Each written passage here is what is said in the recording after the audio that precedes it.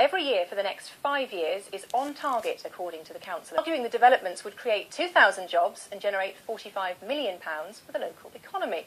But as Jenny Kumar reports, in some parts of the city it's been bitterly opposed as communities face losing their green spaces because of these new builds. It's a symbol really of the fact that this is a green area and that's how we'd like it to stay. Despite a vocal campaign by people living nearby, the City Council's granted permission for 6 affordable homes on this green space. We've been here a long time and we're a tight community and we don't want to lose it basically, not to 6 houses, not to any houses. I know we need housing, but you know, it's like we have got brown spaces and we have got empty, we need to tackle the empty homes.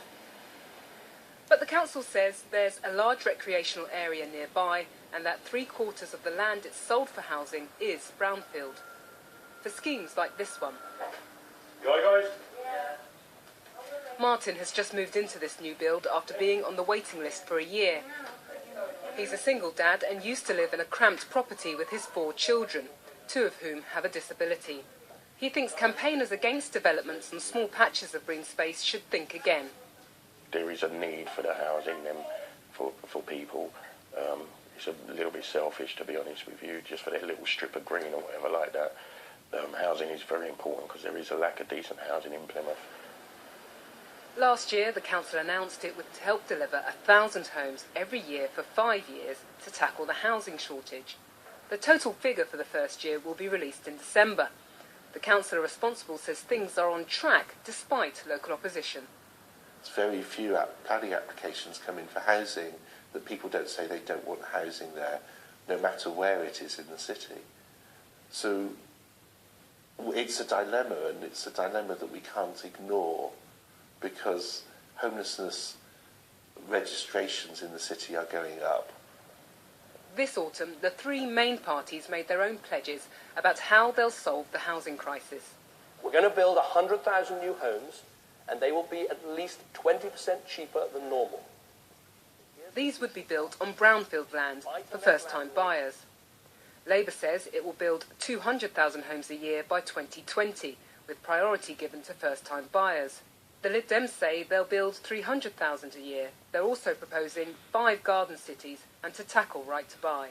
They might say that at the conferences, but in reality they've said it too many times before. They're still on about the same traditional way of providing housing, giving people opportunities to buy housing. What are they doing to replace the 2 or 3 million units that were sold by Margaret Thatcher 30 years ago?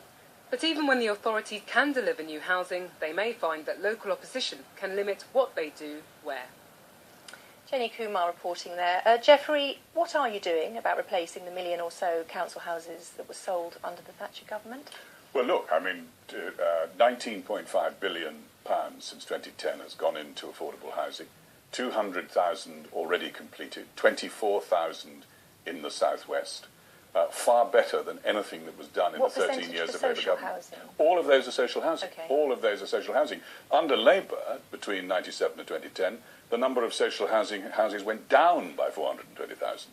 At the same time, we're building more houses, affordable and non-affordable, than at any time in the last 10 or 15 years. So the housing record of this government is an increasingly good one, and of course it will get better as the long-term plan for the economic recovery of this government is implemented. Alison, you weren't building enough social housing. No, I mean, Jeffrey's been wonderfully selective with the figures in that he's taken out of the build under Labour the right to buy sales and seems to have ignored it in his own figures. But putting that aside, what we actually really desperately need and what my constituents need are homes which they can afford either to rent or to buy if that's what they want to do. And actually Plymouth City Council have brought forward, and they're to be congratulated on this, brought forward land sites and said, on these we would like to build some houses. They're not saying all those sites, they're waiting to hear what local people feel about the sites, whether there are particularly strong views about some of them.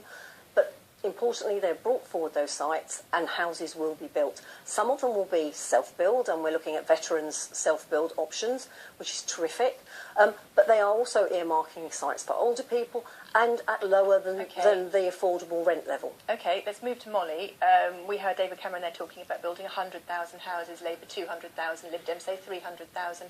Where do the Greens stand? How many houses do we need? Where are we building them? It does sound a little bit like an auction, doesn't it? And you wonder whether these targets are ever going to be reached. But I think one of the important points to come out of this, and Alison's raised this, is this issue around the ownership of houses. I mean, my great aunts and uncles were all the beneficiaries of social housing here in Plymouth after the war, because they were that generation for whom the City Council built homes. But those homes stayed with the City Council. I think part of the failure of trust is that now the City Council has sold off its homes, and people don't know who owns them and who's really responsible. And I think that's part of the problem here. So I like the idea of self-build.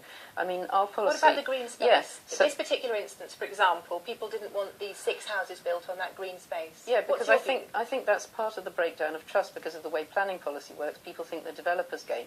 So our policy would be to make sure that the planning gain comes back to the community through land value tax, and it would also be to encourage community and cooperative types of ownership. So co-housing is a very good opportunity to get very dense housing that people like to live in. Jeffrey, is that a good idea?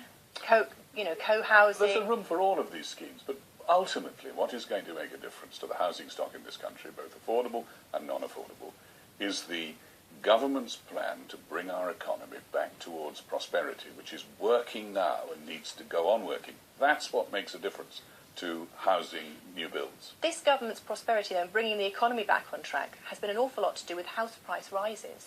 That house prices have gone up. No, that is quite wrong. I mean, unemployment's at historic lows. That's because of an increase in economic activity in all quarters and sections of the economy, including construction. Alison's shaking her head. No, I mean, in Plymouth you have people on very low wages, working part-time, struggling to pay rent, which are increasing, certainly struggling with mortgages. We certainly need this City Council building homes, and they're building 74% of these on brownfield sites. Okay. We are going to have to stop you there, but only because it's time for our roundup of the political week.